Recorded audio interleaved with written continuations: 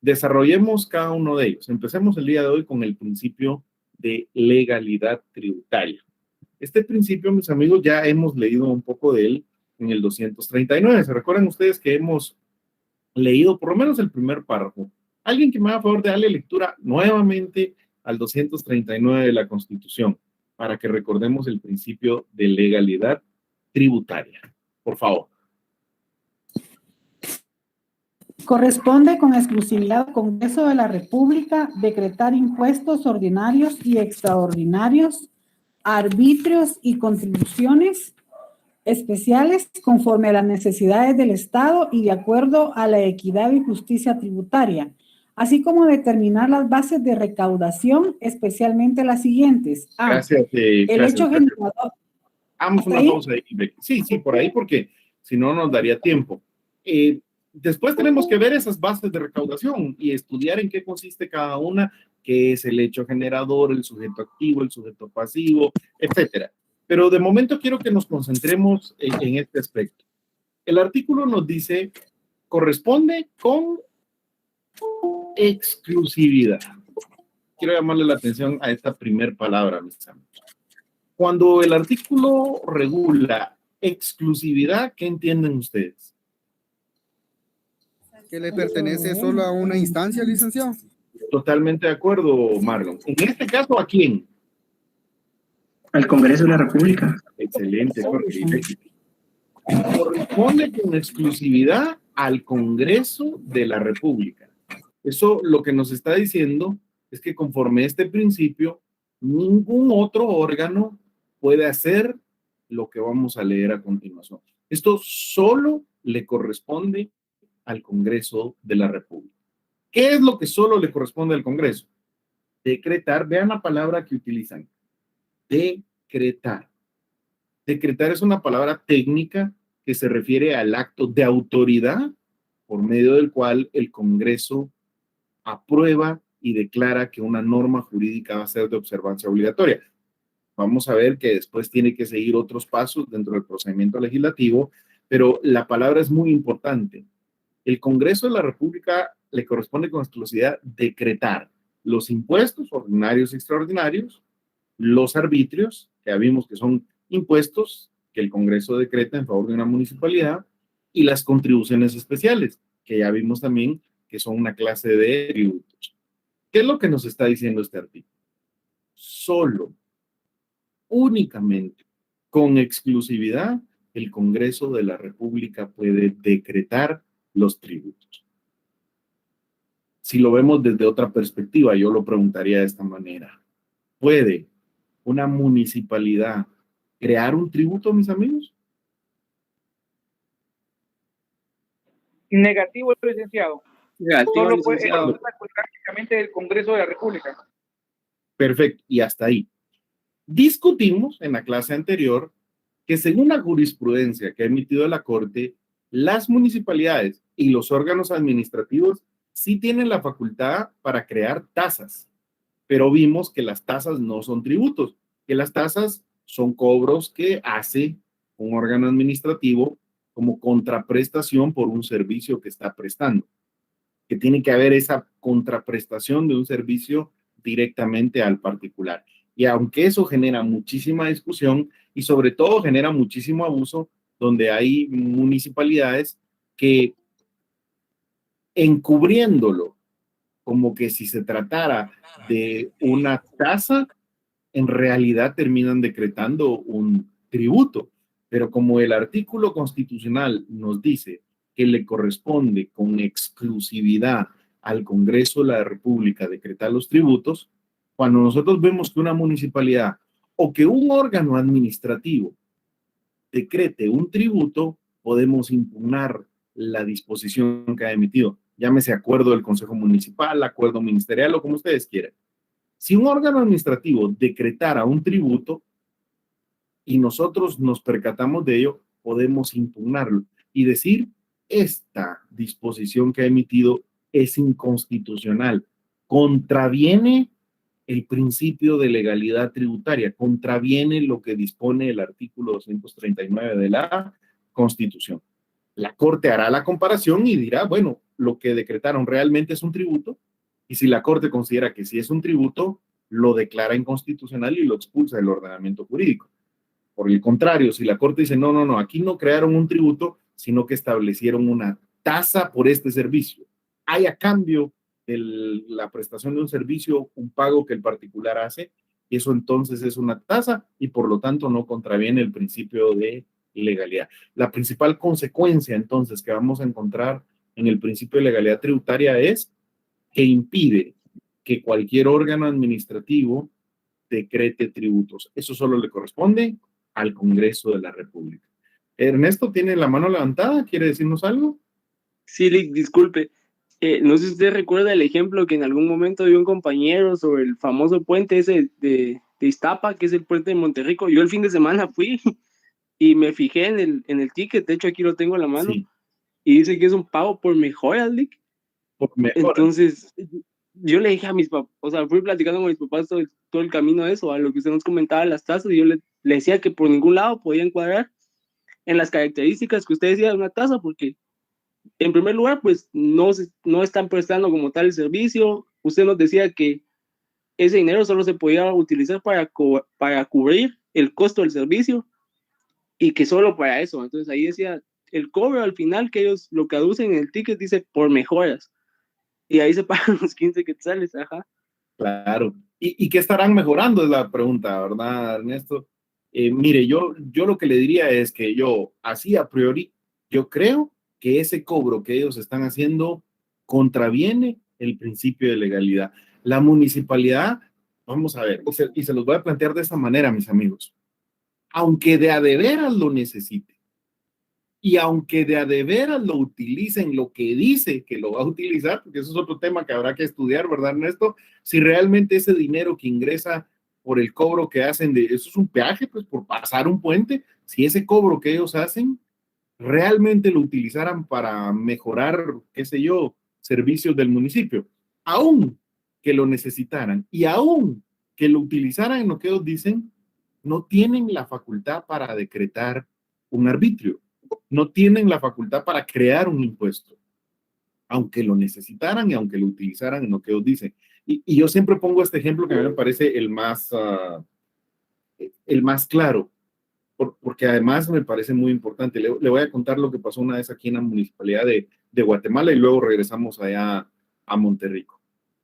En una oportunidad, en el Consejo Municipal todavía teníamos al anterior alcalde y él llega al Consejo Municipal, mi amigo era además consejero ahí en la municipalidad, y el Consejo Municipal aprobó, oiga bien, así, y así le llamaron, una tasa municipal por manejo de desechos sólidos.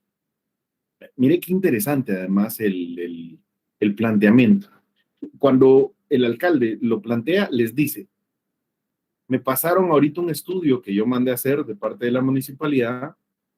En el estudio me dicen, oiga bien esto, que en el municipio de Guatemala, cada día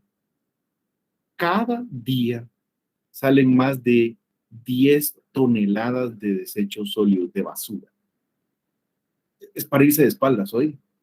Más de 10 toneladas de desechos sólidos diarias. ¿Y qué estamos haciendo con eso? Dice el alcalde. La recolectan, ya sea empleados municipales, y la trasladan al basurero de la zona 3, así le llamamos, o algunos todavía le dicen el relleno sanitario, pero bueno, es un basurero, y básicamente la tiramos en un barranco. O bien, hay vecinos que pagan un servicio privado para que recolecte esos desechos sólidos y van y de todos modos lo tiran en el basurero. Básicamente, el alcalde les dice, lo que estamos haciendo con la basura en el municipio de Guatemala es irla a tirar en medio del municipio. Ustedes se ponen a pensar, eso es como que yo recogiera toda la basura de mi casa y lo que haga es irla a poner en la sala.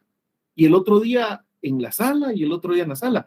En algún momento lo que voy a tener como sala es un basurero. Y eso es lo que tenemos nosotros en el municipio de Guatemala y en muchos municipios. ¿Oye? Entonces dijo el alcalde, no, ya me hicieron aquí el estudio y lo que tenemos que hacer, oiga bien, es después de recolectar eso, hay que llevárselo y hay que construir alejado del centro del municipio, en un lugar que hay que buscar y que hay que adquirir y que hay que comprar con esta idea específica, y en ese lugar se excava, o bien si ya tiene, digamos, un agujero o un barranco, o si no se excava, pero se construyen, hacen unas construcciones especiales, se clasifican los desechos sólidos y se van colocando y se les va dando un tratamiento especial con algunos químicos, con algunas sustancias, para que conforme se vaya llenando eso, al terminar de llenarse eso, se cierra con tierra, pero como se le dio el tratamiento adecuado, ahí se siembra y se vuelve un parque.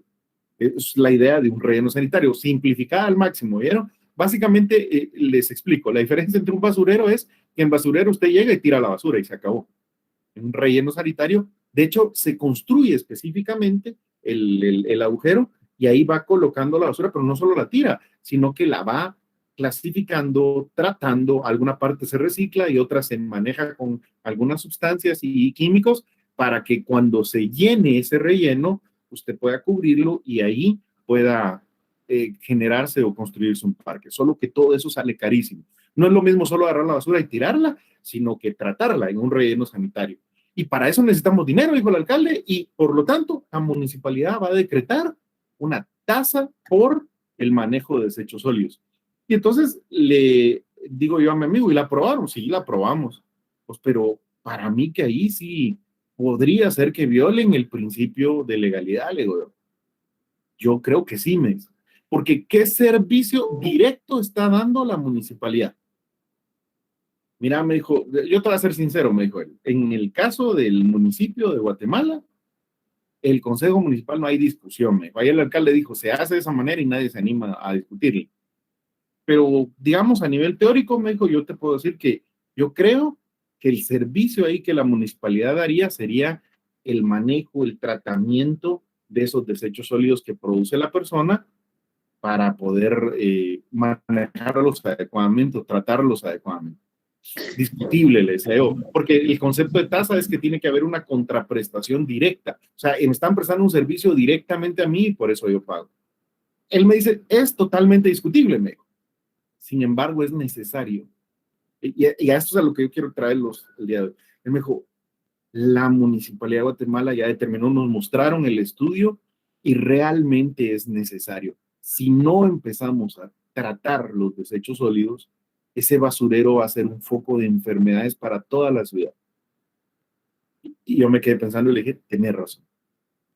Es totalmente necesario, es algo bueno, y el dinero que ellos quieren cobrar, que se lo iban a cobrar a todos los vecinos, ¿verdad? De hecho, se lo iban a cargar, digamos, como una cuota adicional a todos los vecinos en su boleto ornato.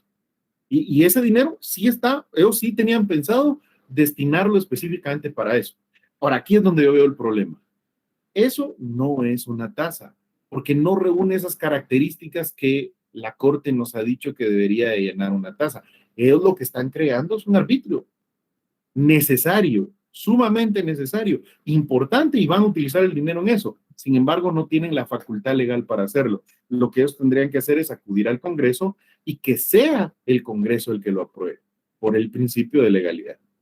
Al final de cuentas, le quiero decir que la municipalidad lo aprobó. Un grupo de vecinos plantearon una inconstitucionalidad y en ese caso la Corte dijo que era inconstitucional porque eso no era una tasa, no había la prestación de un servicio directo al contribuyente. En esa sentencia instó a que el Congreso de la República aprobara un arbitrio, porque sí es importante, pero no lo puede hacer la municipalidad. En el caso todavía de Monterrico es peor, digo yo, porque eso de que por mejoras ¿de qué? Yo pensaría que es inconstitucional y viola el principio de legalidad. Claro que eso es lo que yo pienso. Ya en un proceso de inconstitucionalidad, la Corte tendrá que escuchar a la municipalidad, tendrá que escuchar al postulante, se le da audiencia al Ministerio Público y después de escuchar los argumentos de todos, se determina si efectivamente violenta o no el principio de legalidad. Pero en principio yo diría que eso sí lo violenta. Veamos sus preguntas en el orden en que las hicieron acá. Luis Fernando, ¿tenía levantada su mano? Sí, buenas tardes, licenciado. Una pregunta. Yo sabía que el puente de Monterrico era privado, como que un vecino o se juntaron varios y hicieron el puente. no sé si es legal que cobren o es la municipalidad que cobra eso. No sé si Ernesto nos puede decir si es un ticket municipal. Fíjese, compañero, que sí es un ticket extendido por la municipalidad de Iztapa. Pues ahí lo tiene, ¿verdad? Es un cobro que está haciendo la municipalidad. En cualquier caso, si una persona construye dentro de su propiedad un puente y quiere cobrar por el paso, habría que ver si no está dentro de un camino público, ¿verdad? Porque si no, lo que procedería, ahí hablaríamos de otro tema, de la posible constitución de una servidumbre o incluso de la expropiación por utilidad pública. Pero en sí, yo, por las obras que haga yo dentro de mi terreno, sí puedo cobrar. Ahora, la municipalidad no puede cobrar porque no está prestando un servicio directamente. Por lo menos no es legal, ¿verdad? Mildred, ¿usted tenía también alguna observación? Sí, al licenciado, yo con una consulta. Mire, yo siempre he tenido esta pregunta. En los países del primer mundo se quema la basura y se usa en energía eléctrica, ¿verdad? Entonces, ¿por qué aquí las municipalidades optan por irse a otro lado a tirar los desechos cuando bien se podrían usar? Sí, bueno, yo le puedo decir de que el tema es mucho más complejo de lo que uno piensa. No solo es de quemarla, primero porque le voy a decir cuál es el gran problema. Aquí en Guatemala la gente tira todo tipo de basura en el mismo lugar, o sea, no clasifica la basura. Y hay basura que al quemarla generaría una gran contaminación. Ese es un primer problema. Y segundo, hay basura que es muy poco eficiente quemarla para producir energía eléctrica. Sin embargo, hay alguna que sí lo permite. Entonces, yo diría que aquí hablamos de distintas fases. La primera es, los desechos sólidos hay que separarlos, hay que clasificarlos. Algunos utilizan, por ejemplo, el plástico se puede reciclar, el vidrio se puede reciclar al 100%, algunos se pueden utilizar para producir energía, otros se tienen que manejar con mucho cuidado porque generan una contaminación ambiental muy fuerte. Por ejemplo, yo no sé qué hacen ustedes cuando se les arruina un celular, porque la mayoría en Guatemala lo que hace es igual toma el celular y lo tira al bote de la basura y se acabó. Pero el tema de los celulares es que es muy peligroso por las baterías que tienen y los componentes electrónicos que tienen generan una contaminación especial. Entonces, yo diría, Mildred, que el tema es muy complejo. Manejar los desechos sólidos implica poner trabajadores y dedicarle recursos para clasificar y luego cuando ya clasificó, ¿qué va a hacer con cada uno de los distintos tipos de desechos sólidos? Algunos se pueden reciclar y otros se pueden simple y sencillamente manejar químicamente para después hacer lo que yo les decía de un parque. Y otros se pueden utilizar para la generación de energía, pero todo eso requiere recursos. Entonces la municipalidad, en lugar de utilizar o conseguir esos recursos porque no los tiene, opta por lo más fácil. Mejor solo tirémoslo en un hoyo, en un barranco, hagamos un basurero y se acabó. Y ese es un problema muy fuerte que tenemos. Y peor aún, digamos que en muchos de los casos, esa basura está siendo tirada directamente a los ríos y a los lagos. Y eso nos está generando otro problema aún mayor, que es el tema del agua. Este es un tema complicadísimo y que pasa por lo económico sobre todo. Yo se lo resumiría así. Es más barato tirarlo en un barranco o tirarlo en un río que manejarlo adecuadamente. Entonces, los licenciado, perdón, lo manejan por la forma más barata, ¿verdad? Sí, por el orden nada más, Jorge Luis, Ernesto y luego usted, Omar. buenas tardes, con una consulta. ¿Qué pasa si, bueno, al final, como usted dijo, de que los vecinos se opusieron a la tasa que había implementado la municipalidad, ¿existe algún tipo de condena para los del Consejo Municipal que crean tasas municipales disfrazadas de tributos prácticamente? En el proceso de inconstitucionalidad, no, Jorge Luis. En el proceso de inconstitucionalidad, la Corte declara inconstitucional el artículo y lo expulsa del ordenamiento jurídico, es decir, deja de tener vigencia. No hemos llegado a la siguiente fase, que sería, digamos, la posibilidad de sancionar. Alguien por ahí me decía, podríamos reclamarle a la municipalidad que devuelva ese dinero. Hay casos en que a través de la acción la Corte ha ordenado que se haga esa devolución, y yo me iría un paso más todavía. Podríamos iniciar un proceso ya no para que la municipalidad como órgano devuelva ese dinero que había cobrado, sino para que los miembros del consejo respondan de los daños y perjuicios que hayan causado. Yo pienso que sí se puede iniciar un proceso por daños y perjuicios, pero no he visto ningún caso en el que se llegue hasta ese punto, Jorge. Muy bien. En el orden, Ernesto había pedido la palabra y también el otro compañero.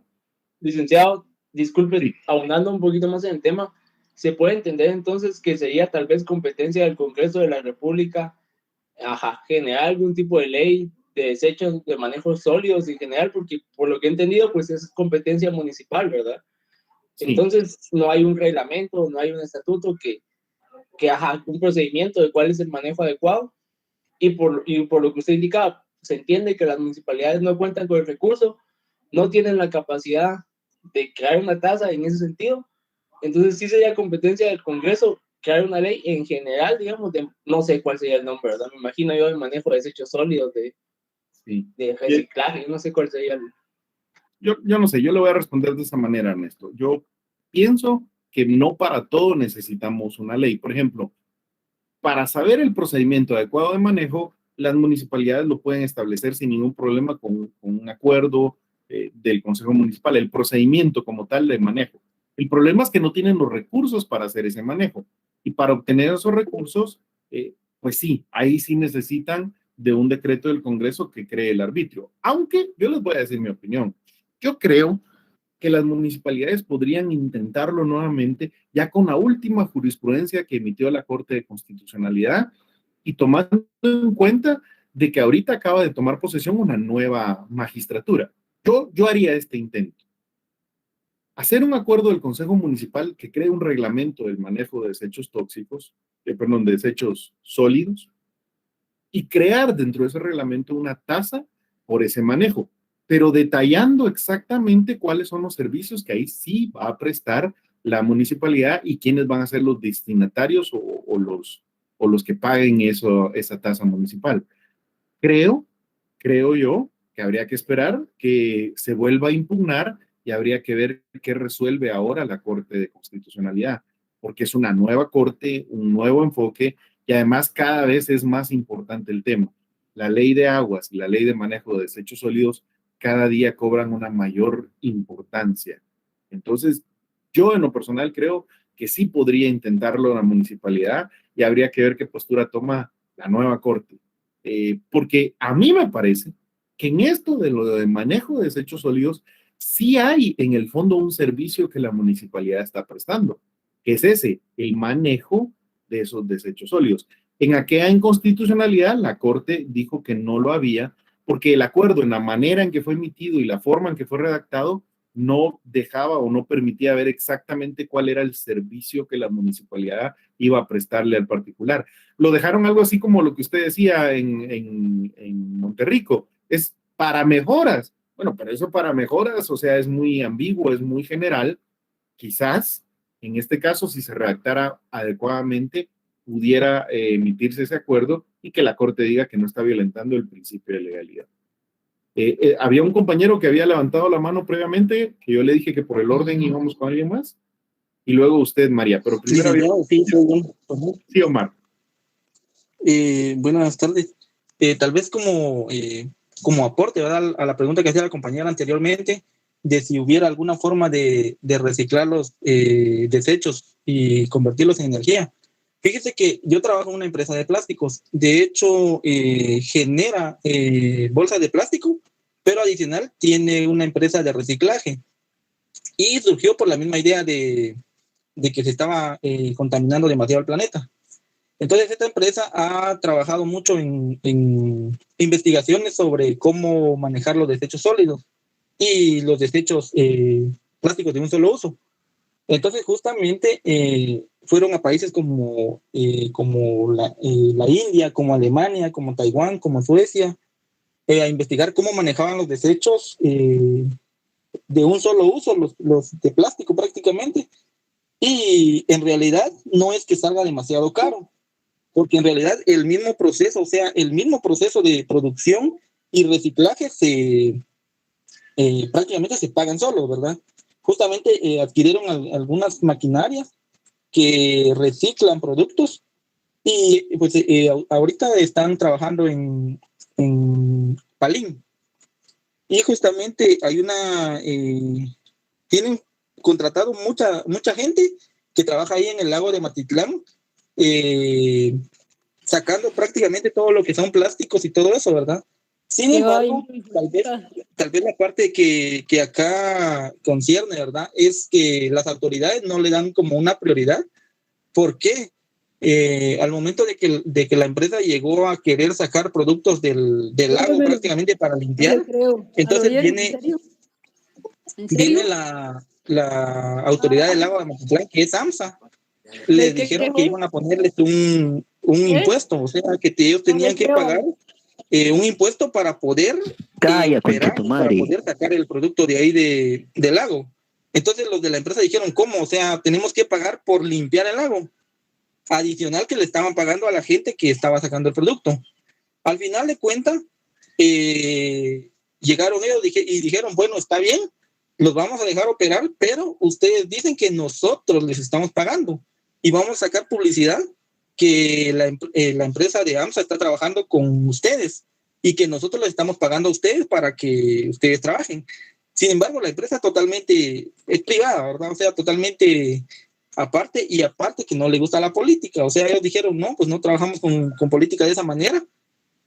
Y sí, por ejemplo, países como Suecia, como Alemania, generan muy poca, bueno, demasiada contaminación que fuera industrial y en plásticos, pero al final de cuentas son los países que menos contaminan el ambiente. ¿Por qué? Porque convierten todo lo que es plástico en energías renovables. Y países como, por ejemplo, como la India, que al final de cuentas generan poca contaminación, pero reciben bastante producto de otros países. Al final de cuentas son los que más contaminan. ¿Por qué? Porque ellos están, justamente lo que usted mencionaba, generando como tipo un basurero. Ellos solo reciben el producto, como no tienen... Tengo una pregunta, ¿puedo preguntar algo? Sí. ¿Por qué usted tiene esa voz de triple hijo de puta o errónala? Camina mal para esa voz. Bien, señor, ya saqué a la persona que estaba ahí molestando, no se preocupe. Pues al final de cuentas... tomar por el tiempo, ¿verdad? Sí, correcto. Al final de cuentas gordo pelotudo. A veces es más económico adquirir maquinaria de ese tipo para poder incluso contribuir al ornato del mismo municipio. Es decir, estaría aportando mejor si se creara un impuesto para poder manejar los desechos y todo eso, en lugar de crear un basurero, por decir así. Gracias, licenciado. Pues mire, qué interesante, ¿verdad? Licenciado. Miren, el problema ampliando es mucho más un poco complejo. más lo que el compañero indicó. Permítame, Edwin, por el orden nada más. María Esther había pedido la palabra y luego le doy a usted. Oye, con gusto. María Esther.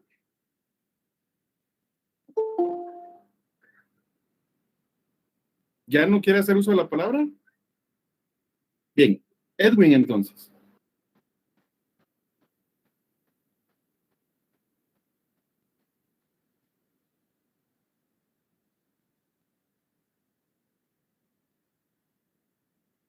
Siga con la clase, Lick. Edwin tenía...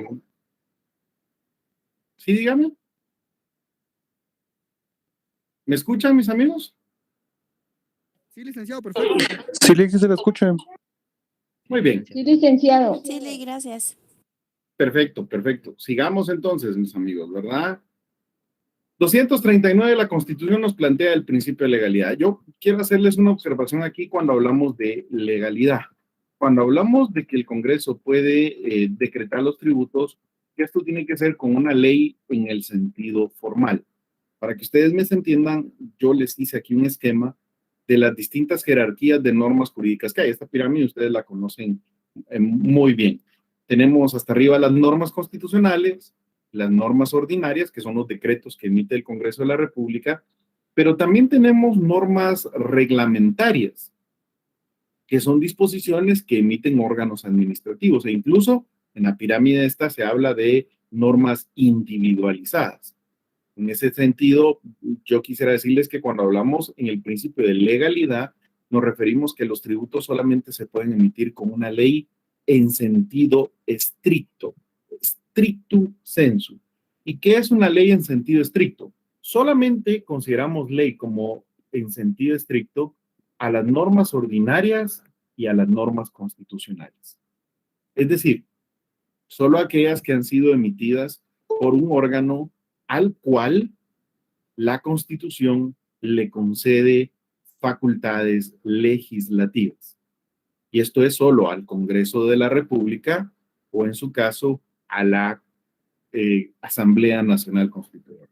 Es decir, aunque a veces se habla de leyes refiriéndose a los reglamentos, en el principio de la legalidad, cuando digamos leyes, nos referimos solamente a leyes en sentido estricto. O sea, decretos del Congreso y normas constituyentes. Manuel, ¿levantó usted la mano? ¿Puedo ir al baño? Me estoy cagando. Muy bien. Listo, mis amigos, ya lo bloqueamos ahí. Avancemos ahora con... Licenciado, desde ayer se están va de meter a las clases. Sí, no tenga pena, ya no Mira, les estoy dando ingreso yo en este caso. Y si alguno habla, solo ignórenlo ustedes y yo lo saco de inmediato de la clase. Así que no es tanto el problema, ¿bien? ¿Qué es lo que nos dice la doctrina sobre el principio de legalidad? Nos dice el autor Álvaro Rodríguez que el principio de legalidad es un principio básico, fundamental del Estado de Derecho. Miren qué importante. O sea, cuando hablamos de un Estado de Derecho, hablamos que ese Estado de Derecho se rige por el principio de legalidad, según el cual en ese Estado rige o tiene una primacía, un valor mayor la ley. Ley en sentido estricto, ¿verdad, mis amigos? Porque esta representa o se considera que es la voluntad del pueblo a través de su órgano parlamentario. ¿Dónde encontramos este principio de legalidad?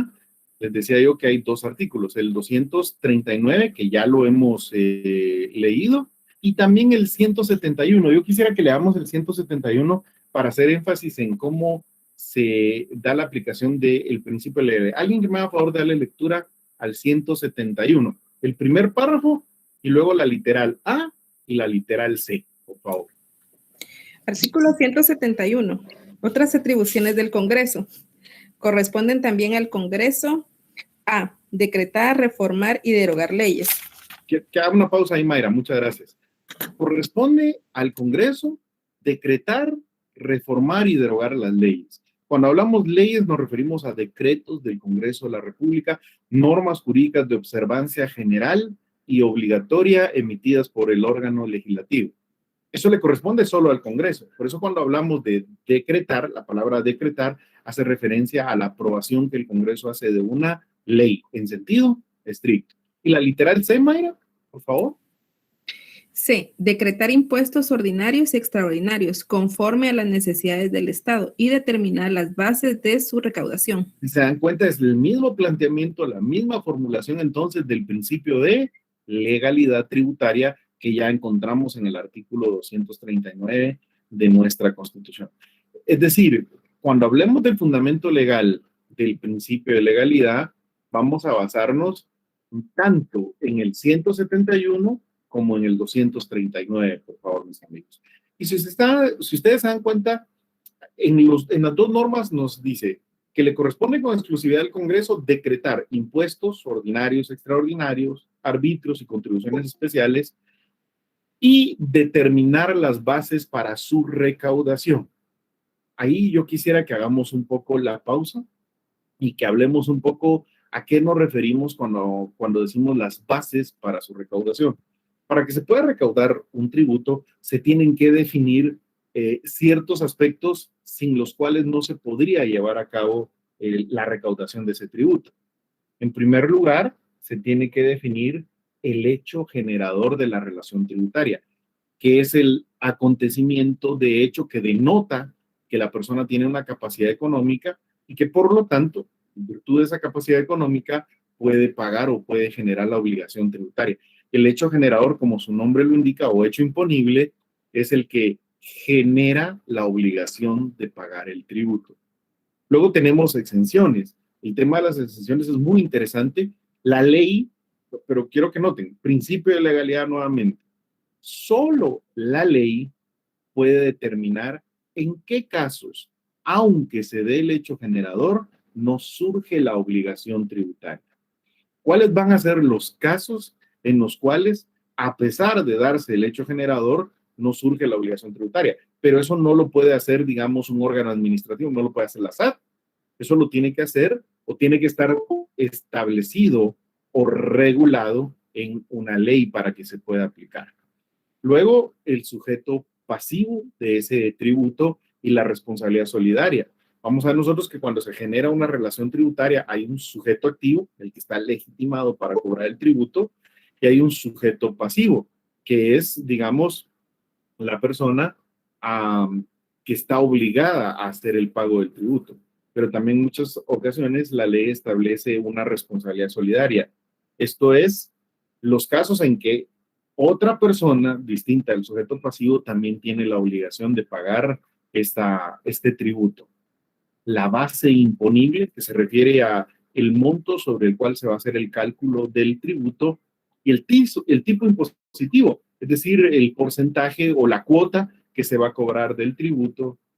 Las deducciones, descuentos, reducciones y recargos solo a través de una ley se pueden establecer, y solo a través de una ley se pueden establecer las infracciones y sanciones tributarias. Eso es el desarrollo del 239. Y además me gustaría que le pongan mucha atención al último párrafo, el que regula son nulas ipso iure. Si alguien me hace favor de leerlo, ahí en el 239 de la Constitución. El párrafo que empieza, son nulas ipso iure las disposiciones.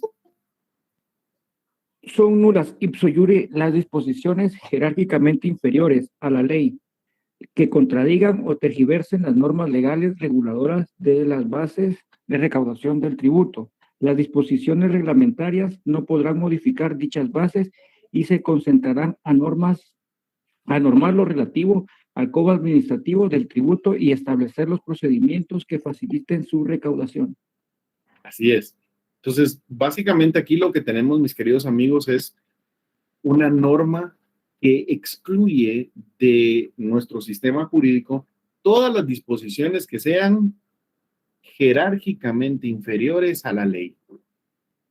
Todo lo que esté por debajo en jerarquía de la ley, ley en sentido estricto, es decir, acuerdos, reglamentos, disposiciones administrativas, circulares, todas esas normas que modifiquen las bases de recaudación o que de alguna manera crearan un tributo son nulas de pleno derecho, nulas ipso iure, y se pueden expulsar del ordenamiento jurídico a través de una inconstitucionalidad, según el artículo 239 de nuestra Constitución. Por último, quisiera pedirles a manera de tarea o de actividad de aprendizaje que tomen en cuenta lo que regula el artículo 3 del Código Tributario, que es el principio de legalidad en materia tributaria. Es el desarrollo en la ley ordinaria del principio de legalidad en materia tributaria. Alguien que me haga favor de darle lectura a ese artículo 3 del Código Tributario. ¿Tienen por ahí a la mano su Código Tributario? Sí, Lica, aquí lo tengo. Artículo 3, materia privativa. Muy bien, ahí lo va a leer. Se requiere la emisión de una ley para decretar tributos ordinarios y extraordinarios, reformarlos y suprimirlos. Hagamos una pausa, Luis Ángel. Hagamos una pausa. Le quiero llamar la atención a algo. Vean desde el epígrafe, dice materia privativa. ¿Qué es lo que nos está diciendo? Lo que vamos a leer a continuación, los incisos que tiene este artículo, solo se pueden hacer a través de una ley. Únicamente se pueden hacer a través de una ley. Pero eso dice materia privativa. Solo a través de la ley en sentido estricto, se pueden decretar tributos ordinarios y extraordinarios, reformar tributos o incluso suprimirlos. Eso solo se puede hacer a través de una ley. ¿Qué más, Luis Ángel? Definir el hecho generador de la obligación tributaria, establecer el sujeto pasivo del tributo como contribuyentes o responsables y la responsabilidad solidaria, la base imponible y la tarifa o tipo impositivo. Yes. 2. Otorgar exenciones, condonaciones, exoneraciones, deducciones, descuentos, reducciones y demás beneficios fiscales, salvo lo dispuesto en el artículo R del artículo 183 de la Constitución Política de la República de Guatemala. 3. Fijar la obligación de pagar intereses tributarios. 4. Tipificar infracciones y establecer sanciones, incluyendo recargos y multas. 5. Establecer los procedimientos administrativos y jurisdiccionales en materia tributaria. 6. Fijar las formas de extinción de los créditos tributarios por medios distintos a los establecidos en este código o las leyes tributarias especiales. 7. Modificar las normas relativas a la prescripción del derecho del contribuyente para solicitar la devolución de los pagos en exceso y de los derechos del fisco para determinar y exigir los tributos, intereses, recargos y multas. 8. Establecer preferencias y garantías para el cumplimiento de las obligaciones tributarias. Es decir, ahí dejémoslo, Luis Ángel, muchas gracias. Okay. Si se dan cuenta ustedes, este artículo desarrolla plenamente lo que es el principio de legalidad y nos deja bien claro qué es lo que solo se puede hacer a través de una ley. Esto nos dejaría con una pregunta que les va a quedar a ustedes de tarea. Si para todo esto que acaba de leernos Luis Ángel, que tienen ustedes en la diapositiva, se necesita forzosamente una ley, la gran pregunta sería, entonces, ¿qué se puede hacer a través de reglamentos? ¿Qué sí se puede hacer a través de acuerdos del directorio de la SAT, por ejemplo? ¿Hasta dónde llega la facultad reglamentaria, la facultad administrativa de la SAT en materia tributaria? Porque para todo esto que tenemos acá, se requiere una ley. Y cuando hablamos de una ley, mis amigos, se refiere a una ley, un decreto emitido por el Congreso de la República. Por eso el 239 establece, corresponde con exclusividad al Congreso de la República. Les queda de tarea a ustedes para la siguiente clase, ¿qué es lo que sí se puede hacer a través de un reglamento? Que sería como, ¿qué diríamos? Una excepción. No, quedaría fuera del principio de legalidad. Para eso no necesitamos una ley, pero para todo esto que acabamos de leer sí se requiere de una ley. Raquel, ¿tiene alguna pregunta a usted? ¿Ya levantaron la mano? ¿Qué tal? Buenas noches. Disculpe, no es referente a la clase de ahorita. ¿Puedo preguntarle? Sí, claro.